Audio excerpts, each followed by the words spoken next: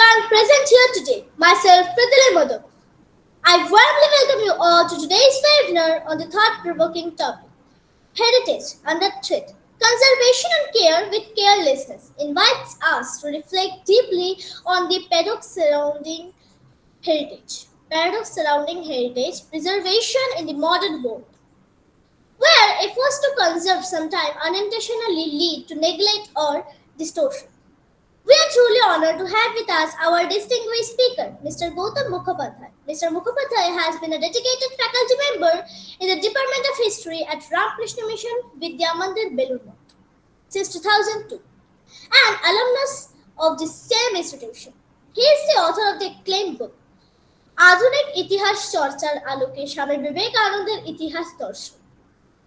In addition to his scholarly contribution through numerous books and research articles, his interests extend into the rich cultural tradition of India.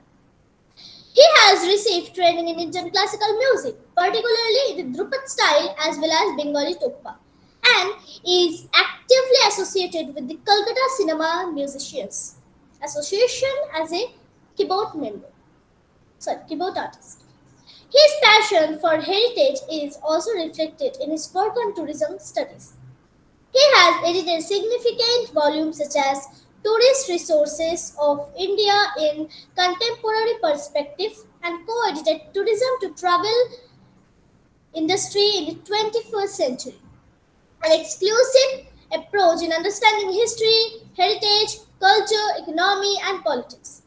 Currently, he also serves as the head of the Department of Tourism and Travel at Ramakrishna Mission Vidya Mandir. With such a rich blend of academic rigor and cultural engagement, we are certain that today's session will offer profound insight and thought-provoking perspective. Without any further delay, I invite Mr. Gautam Mukhopadhyay to deliver his lecture. Thank you.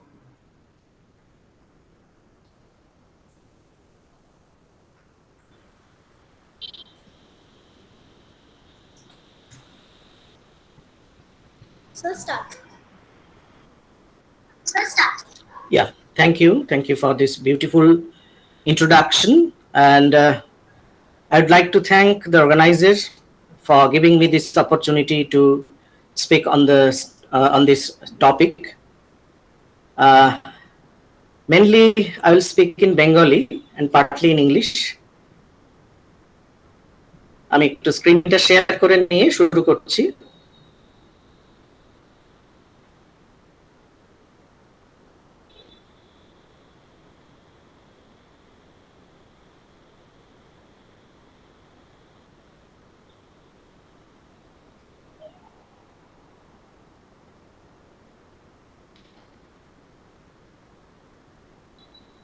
Yeah, hope it is visible now.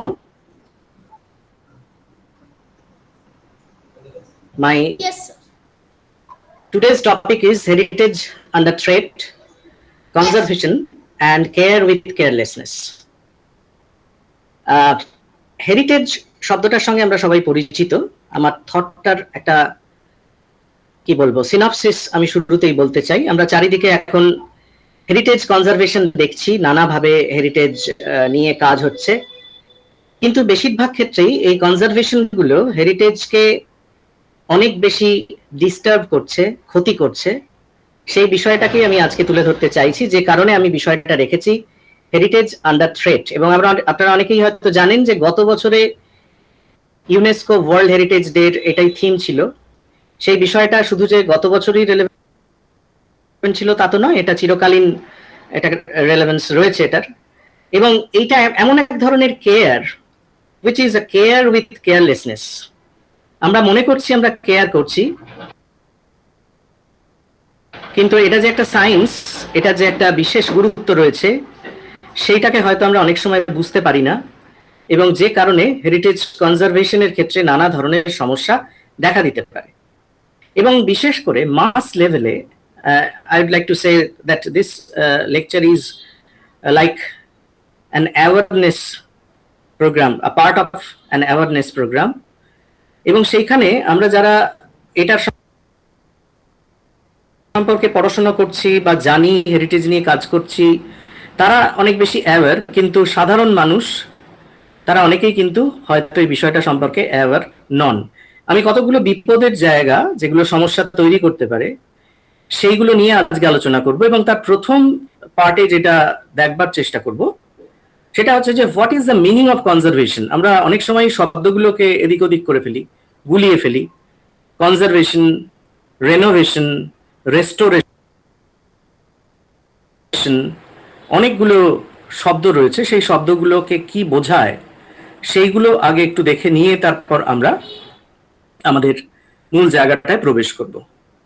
Heritage কনজারভেশনের ক্ষেত্রে যেটা সব থেকে বড় গুরুত্বপূর্ণ বিষয়, actually heritage conservation বলতে আমরা যেটা বুঝি, ইট involves the preservation and protection of culturally and historically significant sites. Maybe it is a site, maybe object, maybe intangible practices, intangible heritage. আমরা তো জানি যে হেরিটেজ ইনট্যাঞ্জিবল, ট্যাঞ্জিবল দুরকমই হতে পারে। এবং এইখানে সব থেকে যেটা বড় ব্যাপার কনজারভেশনের ক্ষেত্রে, একটা বিভিন্ন ধরনের অ্যাক্টিভিটির একটা সংযোগ ঘটতে পারে। তার মধ্যে কনজারভেশনের মধ্যে প্রিজার্ভেশন হতে পারে, রেস্টোরেশন হতে পারে, সামটাইমস রিকনস্ট্রাকশন হতে পারে।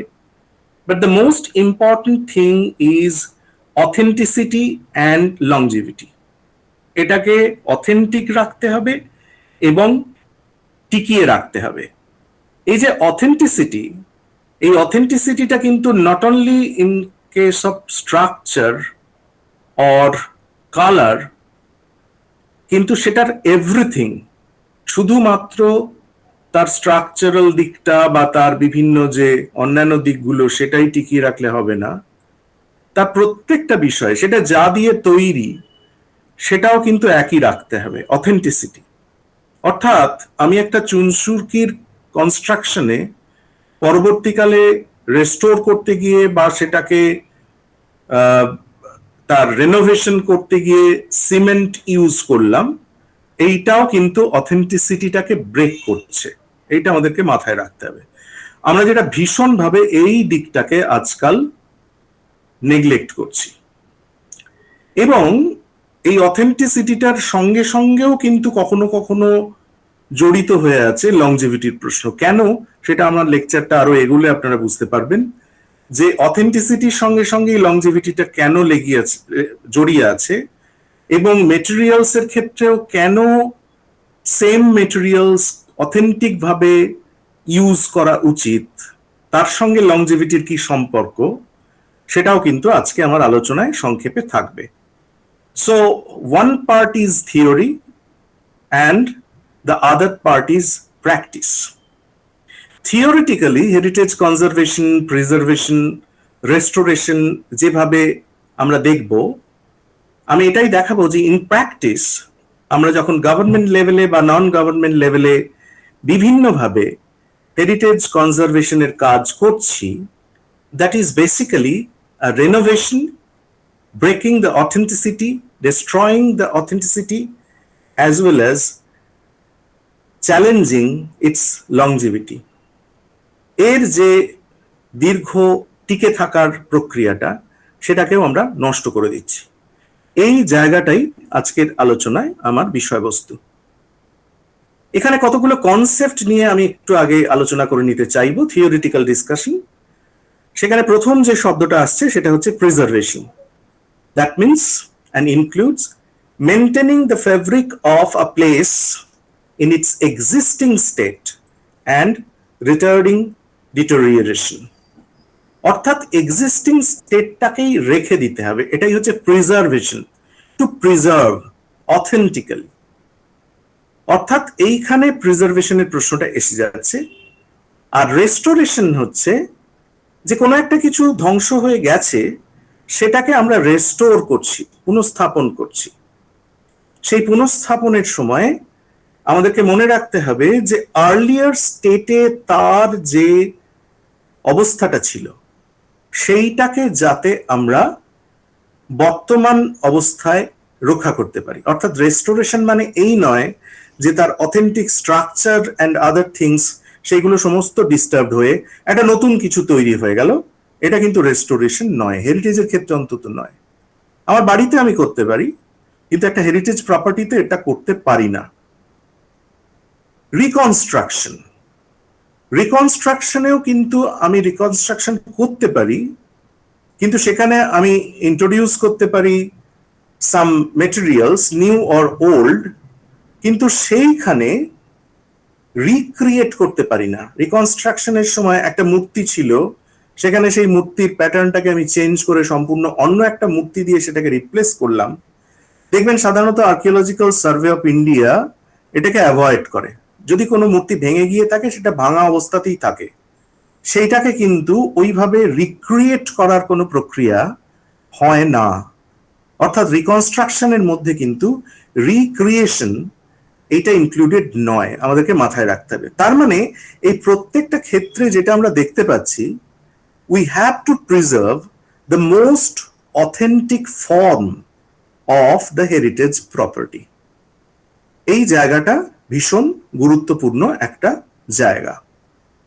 এর পাশাপাশি রেনোভেশনের প্রশ্ন যখন আসছে, it is just an act of repairing and improving something, particularly a building, to restore it to a better condition or make it look and function better.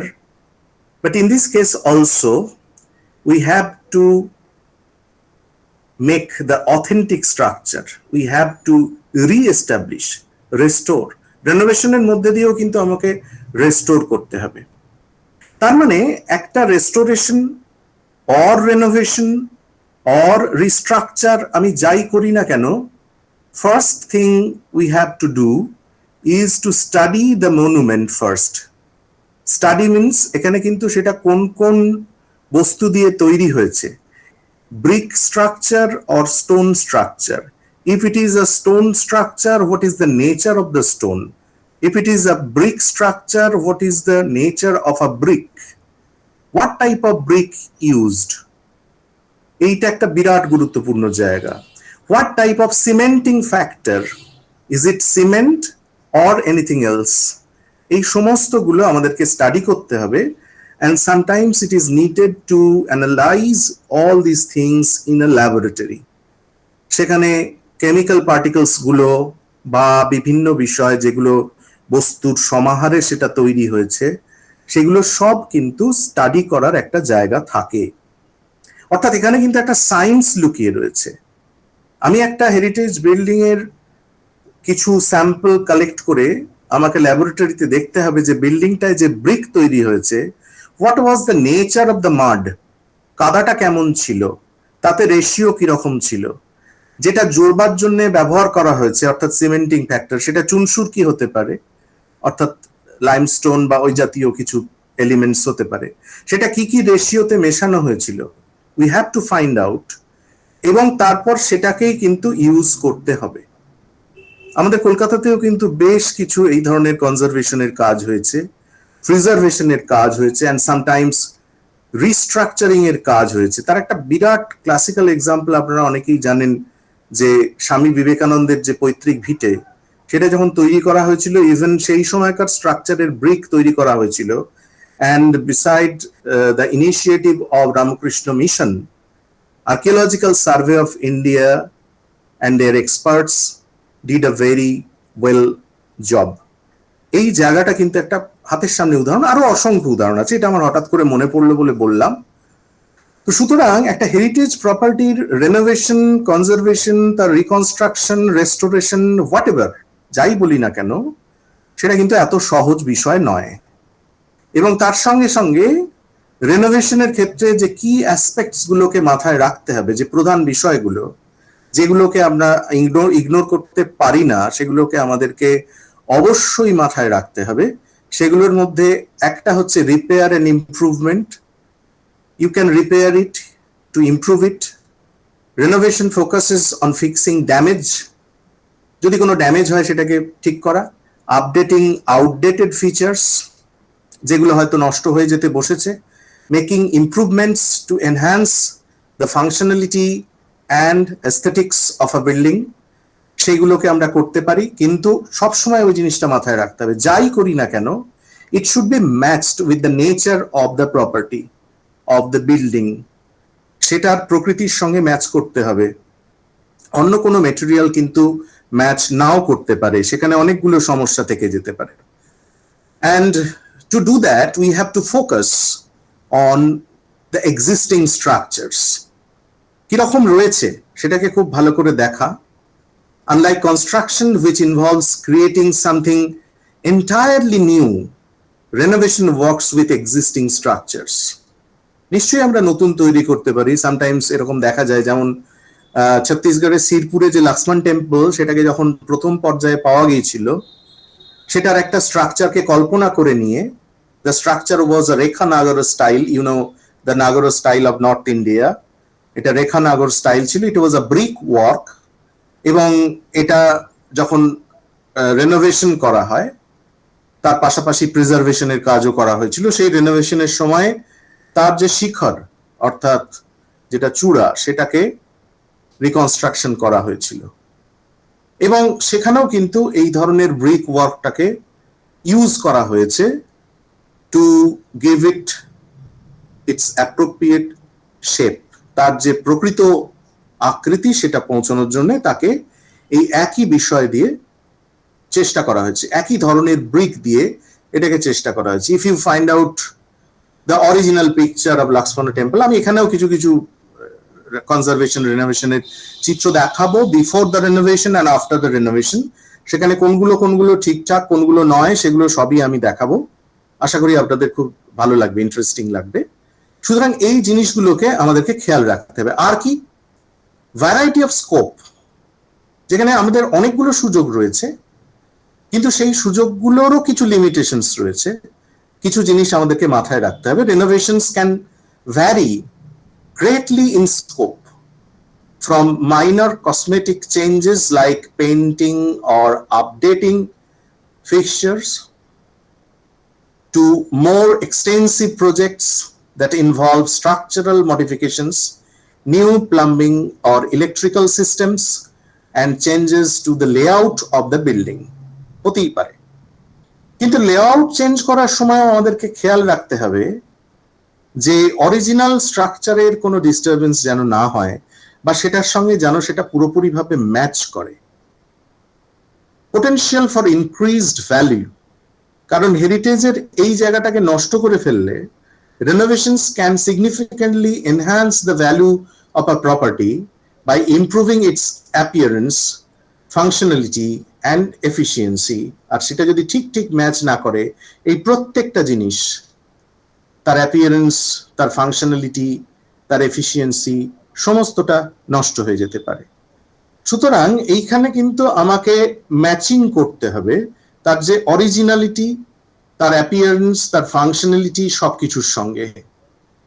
And beyond buildings, while often associated with buildings, renovation can also be used in broader contexts to describe the process of revitalizing or renewing other things, such as a community, an organization, or even a person's spirit. কোন উদ্দেশ্য বা ভাবনা একটা হেরিটেজের পিছনে, maybe tangible or intangible, একটা ভাবনা থাকে, একটা স্পিরিট থাকে, একটা কমিউনিটির ভাবনা থাকতে পারে, একটা সাম্রাজ্যের আইডিওলজি থাকতে পারে, একটা স্ট্রাকচারাল নেচার থাকতে পারে। সবটাকেই কিন্তু মাথায় রাখতে হবে। বিল্ডিং এর বাইরেও, দ্যাট ইজ আ কনসেপ্ট। যেমন ধরা যাক একটা মন্দির তৈরি করা হয়েছে, তার পিছনে যে কনসেপ্টটা রয়েছে, একটা আইডিওলজি রয়েছে। অনেক সময় স্ট্রাকচারের মধ্যেও কিন্তু একটা রিফ্লেকশন অফ আইডিওলজি হতে পারে। সেই রিফ্লেকশন অফ আইডিওলজিটাকে বুঝতে হবে, এবং সেই আইডিওলজিটার সঙ্গে ম্যাচ করে আমাকে কোনো কিছু রিস্ট্রাকচার যদি করতে হয়, সেটা করতে হবে। অর্থাৎ হঠাৎ করে আমার ইচ্ছে হলো এখানে একটা দেওয়াল তুলে দিলাম, ওখানে একটা জানলা বসিয়ে দিলাম, ওখানে একটা কার্ভ এঁকে দিলাম, ওখানে একটা মূর্তি বসিয়ে দিলাম, এটা কিন্তু করা যাবে না। অর্থাৎ আমার এই এতক্ষণের ইন্ট্রোডাক্টরি আলোচনায় আমি নিশ্চয়ই বোঝাতে পারছি যে হেরিটেজ কনজারভেশন এইটা কিন্তু খুব ছেলে খেলার জিনিস নয়, যে আমি একটা মন্দিরে যেখানে যেখানে ফেটে গেছে সেখানে একটু সিমেন্টের পলেস্তারা লাগিয়ে দিলাম, এবং তারপরে এশিয়ান পেইন্টস থেকে টেরাকোটা রং কিনে এনে লাগিয়ে দিলাম, এইটা কিন্তু রেনোভেশনের প্রসেস নয় বা কনজারভেশনের প্রসেস তো নয়ই। সুতরাং এইখানে রেস্টোরেশন তো অনেক দূরের কথা, আমরা এটাকে কনজারভেশন করতে বা সেটাকে প্রিজার্ভ করতেই শিখতে পারিনি অনেক ক্ষেত্রে। এটা কারণ কি সেই প্রসঙ্গে আসবো, যে কেন পাচ্ছি না, কোথায় আমাদের সমস্যাটা রয়েছে, সেই জায়গাটায় আমরা চলে আসব। তাহলে এখন যেটা আমরা দেখলাম, যে একটা হেরিটেজ প্লেসকে যদি কনজারভেশন করতে হয়, সেই কনজারভেশন প্রসেসটা এতক্ষণের আলোচনায় আমরা বুঝতে পেরেছি যে তার কতগুলো স্টেজেস রয়েছে। এক হচ্ছে initiation, that means we have decided to do a conservation, to arrange something for a heritage property. তার ফলে কি হবে, তার আউটপুট কি, we have to draw, we have to design a project first. অর্থাৎ দুম করে এটা হয় না, একটা প্রজেক্ট তৈরি করতে হবে যে what we are going to do, আমরা ঠিক কি করতে চলেছি। তার জন্য যেটা করতে হবে, প্রজেক্ট তৈরি শুরুতেই আমাদের যেটা করতে হবে, আমি একটু আগে যেটা বলছিলাম, সেকেন্ড পয়েন্ট যেটা রয়েছে, অ্যানালাইসিস। অর্থাৎ আমাকে পুরো স্ট্রাকচারটা, আমি যদি একটা বিল্ডিং কনজারভেশন করতে যাই, আমি যদি একটা টেম্পল কনজারভেশন করতে যাই, আমি যদি একটা হোয়াট এভার একটা প্যালেস কনজারভেশন করতে চাই, একটা ফোর্ট কনজারভেশন করতে চাই, সেটাকে অ্যানালিসিস করতে হবে। তার আউটপুটটা কি হবে, which is very important, good understanding and diagnostic. আমি নির্ধারণ করব যে আমি কি কি ব্যবহার করতে পারি, বা পুরো বিল্ডিংটার নেচার কি, তার cultural nature, what was the ideological background, as well as the material used, সবটাই আমি বুঝলাম। and then the options in front of us, আমরা কি কি ভাবে কাজটা করতে পারি, these are the understanding, এইভাবে আমি বুঝেছি বিষয়টাকে। তারপরে best option to implement, how is it possible, how we can do the job, তার ফলেই কিন্তু প্রজেক্ট ডেভেলপমেন্টের জায়গাটা আসবে, অর্থাৎ ফাইনাল প্রজেক্ট ডেভেলপমেন্ট। এবং সেইখানে আমাকে এমন একটা প্ল্যান করতে হবে where we can minimize the risk, which is an output, low risk output, low risk plan। কারণ যে কোনো হেরিটেজ প্রপার্টির কনজারভেশনই একটা রিস্ক ফ্যাক্টর থেকে যায়, সেটাকে যতটা সম্ভব মিনিমাইজ করে, রিস্ক ফ্যাক্টরটাকে যতটা সম্ভব কম রেখে আমরা একটা প্ল্যান বানাবো। And then the final implementation, তার আউটপুট হচ্ছে completed project, operation or well managed project. আমরা একটা ইভ্যালুয়েশন করব এবং তারপর সেটা শেষ হবে। And then again if needed we can initiate another plan, আমরা আবার একটা second phase of reconstruction or preservation what ever, সেটা আমরা আবার শুরু করব। অর্থাৎ এইভাবে একটা সাইক্লিক প্রসেসের মধ্যে দিয়ে হেরিটেজ কনজারভেশন চলতে পারে। ইভেন ফেজ 1, ফেজ 2, ফেজ 3 এইভাবে আমরা ভাগ করে ফেলতে পারি। এবং এটা বোঝাতে পারছি আশা করি যে এখানে শুধু কিন্তু যে আর্টিজানসদের কাজ রয়েছে বা লেবারদের কাজ রয়েছে তা কিন্তু নয়, এখানে যেটা সব থেকে বড় দরকারের জায়গা সেটা হচ্ছে এক্সপার্টিজ। এবং হেরিটেজ কনজারভেশন যারা করছেন সেখানে কেমিক্যাল অ্যানালিসিসের জন্য কেমিক্যাল সায়েন্টিস্ট, হেরিটেজ কনজারভেশনের কিছু স্পেসিফিক ফিল্ডের ইঞ্জিনিয়ার রয়েছেন যারা হেরিটেজ বিল্ডিং কনজারভেশনের কাজই করে থাকেন। সাধারণ যারা সিভিল ইঞ্জিনিয়ারিং এর কাজ করেন তারা কিন্তু হেরিটেজ প্রপার্টি কনজারভেশন বা রেনোভেশন বা রিকনস্ট্রাকশন বা রেস্টোরেশন কোনোটাই বুঝবেন না, বিকজ এটা কিন্তু সম্পূর্ণ আলাদা একটা স্টাডি। এবং আর্কিওলজিক্যাল সার্ভে অফ ইন্ডিয়া এদের প্রচুর এই ধরনের ইঞ্জিনিয়ার থাকেন। কিছু কিছু আলাদা গোষ্ঠী রয়েছে, ইনটাক রয়েছে বা আরো অনেক অর্গানাইজেশনস রয়েছে, তারা এই ধরনের এক্সপার্টদের নিয়ে কাজ করতে পারেন। এবং কখনো কখনো এই ধরনের অর্গানাইজেশনগুলো তারা ওয়ার্কশপ করেন সাধারণের মধ্যে হেরিটেজ কনজারভেশন সংক্রান্ত অ্যাওয়ারনেস তৈরি করার জন্য। সুতরাং এই পুরোটাই কিন্তু একটা এক্সপার্টিজের জায়গা। একটা রঙের বালতি কিনে রং করে দেওয়া বা একজন সাধারণ মিস্ত্রিকে ডেকে প্লাস্টার করিয়ে দেওয়া, এটাই কিন্তু হেরিটেজ কনজারভেশন নয়। যে কারণেই এই জায়গাটা বোঝা চেষ্টা করা ইদানিংকালে হচ্ছে না বলেই আমার মনে হয়েছে যে হেরিটেজ কনজারভেশনের যে থ্রেটটা রয়েছে, হেরিটেজকে বাঁচাতে গিয়ে তাকে মেরে ফেলার যে প্রক্রিয়াটা চলছে, সেইটা নিয়ে দু চার কথা বলার দরকার আছে। যে কারণেই আমি এটাকে কনজারভেশনটাকে কেয়ার উইথ কেয়ারলেসনেস বলেছি, যে আমরা যারা কেয়ার করতে যাচ্ছি আমরা অত্যন্ত careless. We don't have any idea about heritage conservation, heritage science, heritage management, etc. কিন্তু আমরা কাজটা করছি কারণ আমাদের কিছু মিস্ত্রি রয়েছে, আমাদের কিছু রঙের বালতি আছে। এই সমস্যাটা থেকে বেরিয়ে আসার দরকার রয়েছে। এরপরের যে জায়গাটায় আমরা আসব, এই যে ছবিটা আপনারা দেখতে পাচ্ছেন স্ক্রিনে আশা করছি, সেই ছবিটা হচ্ছে একটা ফোর্টের ছবি, ফোর্টের অংশ। কোথাকার ফোর্ট? একটা খুব ছোট্ট fort, Surat. But Surat was a very important port city, যেটা আমাদের গুজরাটের পশ্চিম উপকূল বরাবর, আরব সাগরীয় উপকূল বরাবর রয়েছে, যার প্রাচীন নাম হচ্ছে সুরাষ্ট্রিনী বা সৌরাষ্ট্র। সেখান থেকে বিদেশি লেখকরা সুরাষ্ট্রিনী বলেছেন। সেই সৌরাষ্ট্র বা সুরাটে মধ্যযুগে, বিশেষ করে মুঘল যুগে, এই ফোর্টটা ডেভেলপ করে। খুবই ছোট্ট একটা ফোর্ট, কিন্তু নানা সময়ে নানাভাবে হাত বদল হয়। তারপর দীর্ঘদিন এটা একেবারে ধ্বংসস্তূপ হয়ে পড়েছিল, এবং এই ছবিটাও সেই ধ্বংসস্তূপকে কিছুটা হলেও ফাঁকা করার পর গাছ টাছ সরিয়ে, ভাঙা অংশগুলোকে সরিয়ে, ইট কাঠ সরিয়ে যে অংশটা বেরিয়ে আসছে সেইটা। যেটা সব থেকে ইন্টারেস্টিং, এই ছবিটা সুরাট ফোর্টের মিউজিয়াম থেকে আমার তোলা ছবি। এর পাশেই আমি বর্তমান রেস্টোর্ড ছবিটা দেখাচ্ছি। এইটা হচ্ছে বর্তমান অবস্থা, এটা আমার নিজের তোলা ছবি। এখন এই যে রেনোভেশনটা হয়েছে, বা এটাকে বলা যেতে পারে কনজারভেশনই হয়েছে, এটার উদ্যোক্তা হচ্ছে সুরাটের মিউনিসিপ্যাল কর্পোরেশন, একটা সরকারি বডি। আমাদের মনেই হয় যে সরকারি বডি এই ধরনের কনজারভেশনের কাজ কি করে করবে, কিন্তু সরকার চাইলেই করতে পারে।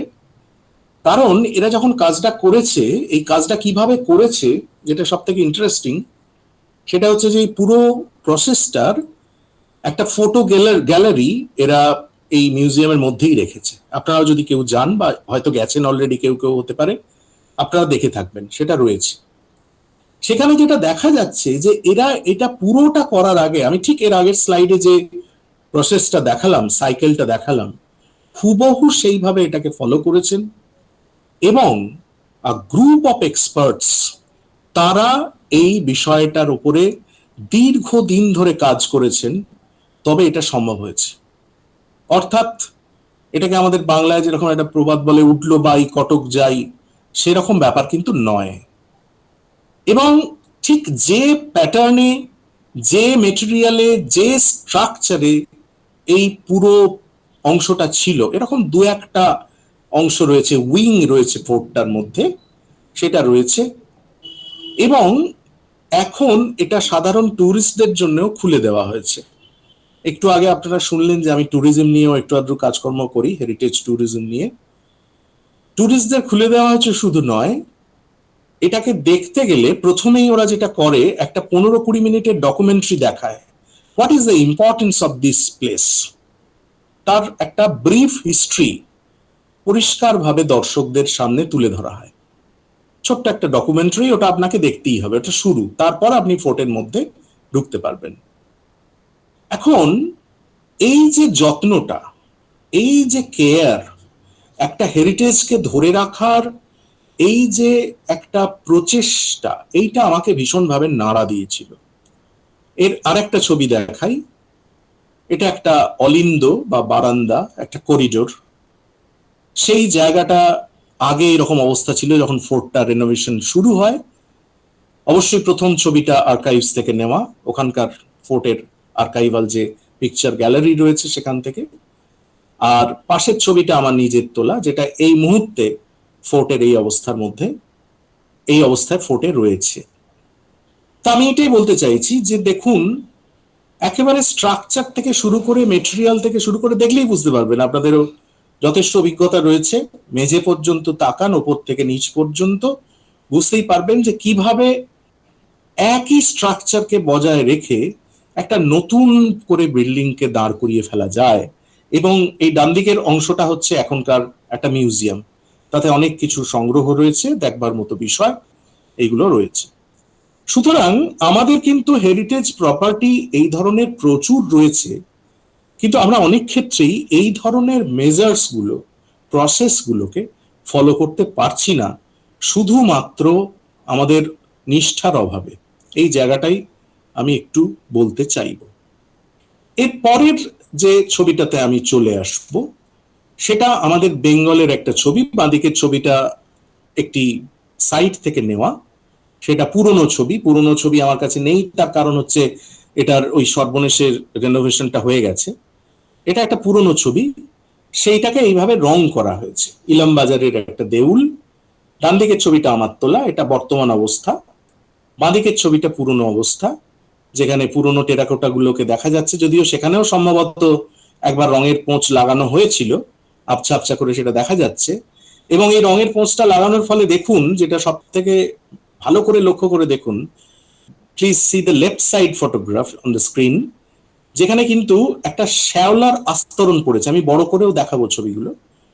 ডান দিকেরটাতে সদ্য আবার রং করা হয়েছে, এবং এখানেই এই রং করা নিয়ে আমি এখানে দাঁড়িয়ে দাঁড়িয়ে একটু উষ্মা প্রকাশ করছিলাম। সেই সময় ওখানকার স্থানীয় লোকেরা প্রায় আমাকে তেড়ে মারতেই এলো, যে এত সুন্দর করে এমন একটা মন্দিরকে সংরক্ষণ করা হচ্ছে আর আপনি এরকম বলছেন। আমার তখনই মনে হলো যে একটা অজ্ঞতা আমাদেরকে কোথায় নিয়ে যেতে পারে। এই দেখুন, ওপর দিকটায় তাকালেই দেখতে পাবেন যে কিরকম ছোপ ছোপ ছোপ ছোপ শ্যাওলা ধরেছে। কেন ধরেছে তার কারণ আমি দেখাবো, আমি কিছুক্ষণ পরেই সেই প্রসঙ্গে আসছি।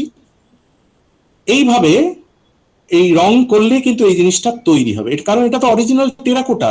এর উপরে যদি আপনি কোনো রঙের কোম্পানির টেরাকোটা শেড এনে মাখিয়ে দেন, কি বিপত্তিটা হবে সেটা আমি দেখাবো। আরো দু একটা দেখাই এরকম। এই আরেকটা মন্দির, দামোদর টেম্পল, ঝিকিরাতে অবস্থিত। এটাকে খুব সুন্দর করে রং করা হয়েছে, চকচক করছে একদম মন্দিরটি, দেখতে দারুণ লাগবে। টেরাকোটা নয়, টেরাকোটা রং, টেরাকোটা গুলোর ওপর দিয়ে করা হয়েছে। অর্থাৎ we don't have any idea about terracotta and terracotta colour. তো এই একটা গেল। এরপরে আরেকটায় আসি, এটাও ইলামবাজারেরই একটা মন্দির, পঞ্চরত্ন টেম্পল। এটাকে টেরাকোটার অংশগুলোকে টেরাকোটা রং এবং বাকি অংশগুলোকে সাদা রং করে দেওয়া হয়েছে। এই যে অংশটা এখন স্ক্রিনের উপরে একটা রেক্ট্যাঙ্গেল দাগ ফুটে উঠলো, ইয়েলো দাগটা, এটাকে একটু বড় করে দেখি কাছ থেকে। এই দেখুন কি অবস্থা, এটাকে এইভাবে রং করা হয়েছে। তো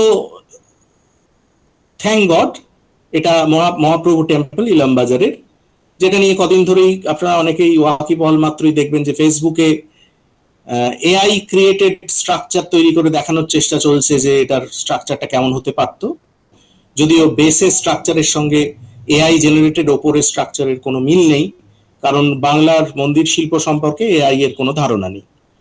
তো এখন জগৎ সেটের হাউস, বিফোর বলতে এটাও যে খুব পুরনো তা নয়, সেটাকে আবার রং করা হয়েছে এবং পলেস্তারা দেওয়া হয়েছে। সেই পলেস্তারা আবার খসতে শুরু করেছে। নিচের এই যে অংশগুলো, এগুলো দেখলেই বুঝতে পারবেন এখন বোধহয় আবার নতুন করে পলেস্তারা করা হয়েছে, এবং এই প্লাস্টারিং এর পর একইভাবে এটা কিন্তু ক্ষয়ে যাবে, আবার বেশি দিন টিকবে না, টিকতে পারে না।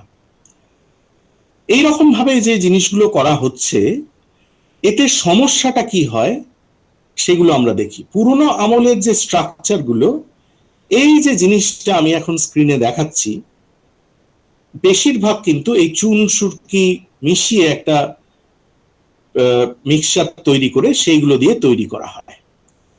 এখন সাধারণভাবে দেখা যায় যে একটা মিক্সচার তৈরি করা হচ্ছে চুন, তার সঙ্গে বালি এবং ইটের গুঁড়ো, ব্রোকেন ব্রিক পাউডার বা ব্রিক চিপস, সেইগুলো 1:1:2 রেশিওতে মেশানো হয়। এটা জেনারেল, কিন্তু নট নেসেসারিলি এইভাবেই মেশানো হয়। এখনকার আমাদের অনেকের ধারণা যে এই মিশ্রণটার এমন কিছু ক্ষমতা নেই। আমার মনে আছে যে আমি একটা ওয়ার্কশপ অ্যাটেন্ড করতে গিয়েছিলাম বহরমপুরে। সেখানে যারা এক্সপার্ট ছিলেন তারা দেখিয়েছিলেন যে পুরনো একটা মন্দিরের একটা অংশকে এক্সপেরিমেন্ট করার জন্য তারা ছেনি হাতুড়ি এনে ঠুকে দেখিয়েছিলেন যে সেই অংশটা কিন্তু ভাঙছে না। যতটা জোরে মারলে সিমেন্ট ভেঙে পড়তে পারে, তার থেকেও জোরে মেরে এরকম অংশটাকে ভাঙা যাচ্ছে না, এটাকে যদি ঠিক করে প্রিপেয়ার করা যায়। আমাদের অনেকেরই ধারণা আছে, সেটা সত্যি নয়। সেই ধারণাটা হচ্ছে যে এই ধরনের মিশ্রণ নিয়ে কাজ করার মিস্ত্রি পাওয়া যায় না। এটাও খুব ভুল ধারণা, চেষ্টা করলে পাওয়া যায়। এবং এই ধরনের চুনসুরকি কিন্তু আমি শুরুতে যে এক্সাম্পলটা দিলাম, বিবেকানন্দাস অ্যানসেস্ট্রাল হাউস, সেখানেও কিন্তু ইউজ করা হয়েছে। যারা ওয়াকিবহাল তারা জানেন কিছু কিছু জায়গায় ইউজ করা হয়েছে। এবং নতুন বাড়িটা যেটা তৈরি করা হয়েছে তারও কিন্তু বয়স অনেকদিন হয়ে গেল, খুব কম নয়। কোথাও কোথাও যে একবারে খসে পড়ে যাচ্ছে এমন কোথাও আমরা কিন্তু দেখছি না। তার একটা প্রধান কারণই হচ্ছে অরিজিনালিটিটা বজায় করা। এবং এই মিক্সচারটার যে রেশিওটা, সেটা সব ক্ষেত্রেই যে এমনটাই থাকবে এমন নাও হতে পারে। এইখানেই কিন্তু কেমিক্যাল অ্যানালিসিসের প্রশ্নটা থেকে যায়। এবং শুধু তাই নয়, যদি কোনো স্টোন আর্কিটেকচার হয়, যেমন আমি একটা উদাহরণ দিচ্ছি, কোণার্কের সান টেম্পল, ওখানে স্যান্ডস্টোনের যেটা সব থেকে বড় সমস্যা সেটা হচ্ছে সমুদ্রের নোনা জলের বাতাস। তার কি কি ধরনের রিয়াকশন হয় ওটাকে প্রিজার্ভ করার জন্য, যদি সেই স্যান্ডগুলোর উপর সেই ধরনের কোনো কেমিক্যাল প্রলেপ দেওয়া যায় যা কিনা সমুদ্রের যে একটা নোনা বাতাসকে প্রতিহত করতে পারবে, তাহলে কিন্তু মন্দিরটাকে টিকিয়ে রাখা সম্ভব। আমি ওই একই ওয়ার্কশপে এই ধরনের প্রিজার্ভেশনের উপরে যে কেমিক্যাল সায়েন্টিস্টরা কাজ করেন তাদের বক্তৃতা শোনার সৌভাগ্য অর্জন করেছিলাম। তারা পরিষ্কার বলেছিলেন যে এটাও কিন্তু একটা রিসার্চের বিষয়। ওখান থেকে স্টোন স্যাম্পল কালেক্ট করে আমাদেরকে ল্যাবরেটরিতে দেখতে হয় যে কি ধরনের রিয়াকশনের ফলে স্যান্ডস্টোন ক্ষইতে শুরু করেছে। এমনিতেই স্যান্ডস্টোন ভীষণভাবে ওয়েদারিং এর ফলে ক্ষইতে থাকে, যার জন্য দেখবেন প্রচুর মূর্তি নষ্ট হয়েছে বিভিন্ন মন্দিরে। কিন্তু যেগুলো পরবর্তীকালে ব্ল্যাক স্টোন দিয়ে তৈরি, বিশেষ করে হোয়েসেল স্ট্রাকচারগুলো, সেখানকার কারুকার্যগুলো কিন্তু বেশিরভাগই নষ্ট হয়েছে ট্যুরিস্টদের অত্যাচারে, আদারওয়াইজ কিন্তু সেগুলো অক্ষত আছে।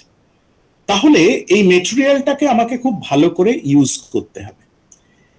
এখন আপনি বলবেন যে আমি যদি এটা ইউজ না করি, ধরা যাক একটা স্ট্রাকচার মন্দির তৈরি হয়েছে এই ধরনের চুনসুরকির গাঁথুনি দিয়ে, আমার এখনকার দিনে এটা অ্যাভেলেবল নয়, আমি এটাকে খুব ভালো করে প্লাস্টারিং করলাম, প্লাস্টারিং করে খুব সুন্দর করে রং করলাম। এই যে আমি বলে আসছি শুরু থেকে যে সমস্যা হতে পারে, সমস্যা হতে পারে, কি প্রবলেম হতে পারে আমরা একটু দেখি। ধরা যাক এটা একটা দেওয়াল, আমার স্ক্রিনে যে দাগ দুটো ফুটে উঠলো সেটা একটা দেওয়াল। মাটি থেকে সবসময় ময়েশ্চারটা উঠছে, এবং এই স্ট্রাকচারগুলো যেহেতু অরিজিনালি চুনসুরকির স্ট্রাকচার, এই চুনসুরকির মধ্যে বা সেই সময়কার ব্রিক, বেশিরভাগ যেগুলো কাঠে পোড়ানো ইট, সেই ব্রিকগুলো দিয়ে প্রচুর পরিমাণে এই জল, মাটি থেকে উঠে আসা জল ইভাপোরেট হয়ে যাওয়ার সুযোগ রয়েছে। তখনকার দিনের এই ধরনের স্ট্রাকচারে কোনো ধরনের ড্যাম প্রুফ ইউজ করা হতো না। এবার একটা হেরিটেজ স্ট্রাকচার, সেখানে ড্যাম প্রুফ নেই, মাটি থেকে জলস্তর উঠছে, উঠে খানিক দূর ওঠার পর কি হবে, মন্দিরের গায়ে চুনসুরকির গাঁথুনির মধ্যে দিয়ে সেটা সুন্দরভাবে ইভাপোরেটেড হয়ে যাবে, বাষ্পীভূত হয়ে বেরিয়ে যাবে। যদি আরেকটু ওঠে, আরেকটু ওঠার সুযোগই পাবে না।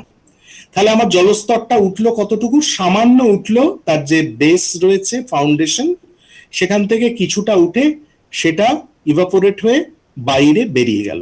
তাহলে দেওয়ালের উপর দিকে এই জলস্তরটা আর ওঠার সুযোগ পেল না। তাহলে এখানেই ব্যাপারটা স্টপ হয়ে গেল। এইবারে আমরা যদি দেখি যে আরেকটু উঠেছে, তাহলে আরেকটু উঠলেও কিন্তু বাইরে চলে যাবে। এইবারে তার পাশাপাশি এখনকার স্ট্রাকচার দেখাই। এটা একটা মন্দির, সেই মন্দিরটার বাইরে দিয়ে এরকম একটা পলেস্তারা দেওয়া হলো, প্লাস্টার করে দেওয়া হলো সিমেন্ট দিয়ে। তার উপরে প্রচন্ড বিজ্ঞাপনের ফলে আমরা জানলাম বিভিন্ন রঙের কোম্পানির হাত থেকে যে এটা প্রচন্ডভাবে ড্যাম্প প্রুফ। আমরা তার উপর দিয়ে আর একটা লেয়ারে রং করলাম। এবারে কি হবে, সিমেন্টটা পড়েছে যেটা কিন্তু অনেক বেশি সলিড দেন চুনসুরকি, এবং তারপর আমি রং করেছি এবং ওপরেও একটা বেশ সুন্দর শেড করেছি, রং করেছি সুন্দর করে, ভালো কোয়ালিটির রং মাখিয়েছি। প্রচন্ড স্যাটিসফাইড, আমি দারুণ একটা কাজ করলাম। নিচ থেকে উঠতে শুরু করলো জলস্তর, উঠছে, বাইরে বেরোতে চাইছে, বাইরে বেরোতে পারছে না, জমছে, আরো উঠতে থাকবে, আরো উঠতে থাকবে। এরকম করে করে একেবারে মন্দিরের ছাদ পর্যন্ত দেওয়ালগুলো ধীরে ধীরে ধীরে ধীরে ভেতরে ভেতরে ভেতরে ভেতরে দীর্ঘদিন ধরে, একদিনে হবে না, কোনো চিন্তা নেই, জলে ভর্তি হয়ে যাবে। ওই যে শ্যাওলা দেখালাম, শ্যাওলা আসে কোথা থেকে? জল ছাড়া তো শ্যাওলা আসতে পারে না। এইভাবে আস্তে আস্তে জলে ভর্তি হয়ে যাবে, অর্থাৎ ব্যাপারটা দেওয়ালটা ভেতরে ভেতরে এইরকম হয়ে যাবে, যেটা আমি এখন চিত্রটা দেখাচ্ছি।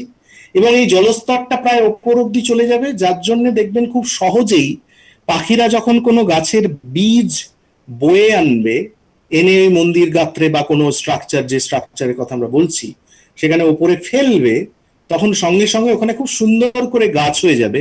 কারণ জানবেন যে জল ছাড়া তো গাছ হয় না, জলটা ওখানেও পেয়ে যাবে, খুব সুন্দরভাবে পেয়ে যাবে এবং খুব দ্রুত বাড়বে। সুতরাং এই যে কনজারভেশনের জায়গাটা আমরা যদি ভালো করে খেয়াল না করি এবং আমাদের বুদ্ধিমত্তা অনুযায়ী সিমেন্ট করে দিলাম এবং তার উপরে রং করে দিলাম, তার ফলশ্রুতি কিন্তু এইটাই হবে যে ভেতরে ভেতরে একটা ড্যাম্প তৈরি হবে, যে ড্যাম্প দেওয়ালটাকে কন্টিনিউয়াসলি ভিজিয়ে রাখতে চাইবে, এবং তার ফলশ্রুতি হিসেবে শ্যাওলা তৈরি হবে, রংটাও ক্ষতিগ্রস্ত হবে, এবং কন্টিনিউয়াস ড্যাম্প থাকতে থাকতে ওই টেরাকোটা যদি থাকে তাহলে সেখানেও নোনা ধরবে এবং গাছ তৈরি হবে, এবং সেই গাছ আস্তে আস্তে মন্দির বা স্ট্রাকচারটাকে দুর্বল করে দেবে। অর্থাৎ আমরা ভাবছি যে এটাকে আমরা অত্যন্ত মজবুত করলাম, আসলে কিন্তু আমরা স্ট্রাকচারটা ক্ষতি করলাম। কনজারভেশন এক্সপার্টরা বা ইঞ্জিনিয়াররা কিন্তু এটাই বলছেন। এই জায়গাটা আমরা কিছুতেই বুঝতে পারছি না, আমাদেরকে বুঝতে হবে। আমার আজকের কিন্তু মূল প্রতিপাদ্য বিষয় হচ্ছে এটাই। এবং তাহলে কি দেখব, যে খুব সুন্দর এরকম একটা মন্দির, যেটাকে দেখুন রং করেছি, কিছুদিন পর এই মন্দিরগুলোকে যদি ঠিকমতো মেনটেন করতে না পারি, তাহলে এইগুলোর গায়ে গায়ে শ্যাওলা ধরবে এবং ওপরে গাছ গজাবে, সুন্দরভাবে গাছ গজিয়ে যাবে। এখন মেনটেন করছি, পরিষ্কার পরিচ্ছন্ন রাখার চেষ্টা করছি, কিন্তু ভেতরে ভেতরে দেওয়ালগুলো ড্যাম্প হয়ে যাচ্ছে, যার ফলশ্রুতি হিসেবে মন্দিরগুলো ভেতরে ভেতরে ক্ষয়ছে, নষ্ট হচ্ছে। কেন না, মন্দিরটার নিঃশ্বাস বন্ধ করে দিয়েছি আমরা, সোজা কথা। সে যে নিঃশ্বাস ত্যাগ করবে, তার জীবনী শক্তিটাকে নষ্ট করেছি। সে যে মেটেরিয়ালটাকে চেনে না, তাকে সেই মেটেরিয়ালটা লাগিয়ে দিয়েছি। যে স্ট্রাকচারটা সে তৈরি হওয়ার সময় যা যা মেটেরিয়াল দিয়ে সে তৈরি করেছিল, তাকে আমরা অ্যানালিসিস না করে আমরা আমাদের বুদ্ধিমত্তা অনুযায়ী এরকম একটা স্ট্রাকচার লাগিয়ে দিয়েছি, এরকম একটা রং লাগিয়ে দিয়েছি, এরকম একটা প্লাস্টার লাগিয়ে দিয়েছি, যার ফলশ্রুতি হিসেবে এখন বিশেষ করে অধিকাংশ মন্দিরকে যেভাবে রং করা হচ্ছে, অন্তত যারা হেরিটেজ কনজারভেশন সায়েন্স নিয়ে কাজ করেন বা এই নিয়ে দীর্ঘ চর্চা করছেন, তারা কিন্তু বারবার সাবধান করছেন। তাহলে ব্যাপারটা কি দাঁড়ালো? যেটা শুরু থেকে আমি বলতে চাইছি, আমার বক্তব্যকে এইভাবেই কনক্লুড করব। Conservation is a science.